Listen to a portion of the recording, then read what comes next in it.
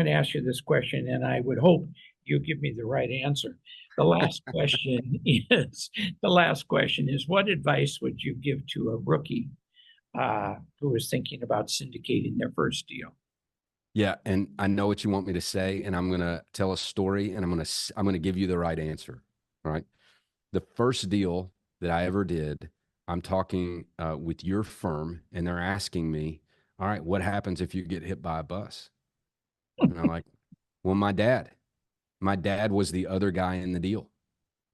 And, he had much more experience than me. If I get hit by a bus, the group actually gets an upgrade.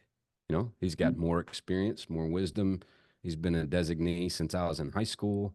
But it's that continuity that makes a big deal. And then for me, this would be my second bit of advice.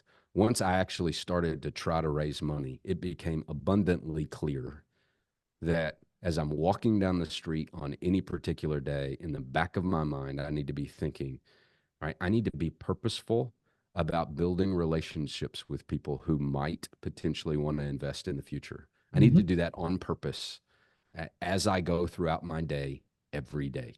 And I'm not always great at doing that, and every time I need to start raising money again, it's my database that becomes incredibly valuable. So for a rookie syndicator, like, find you somebody you can start with that can provide continuity to your investors, and ideally fill in some gaps.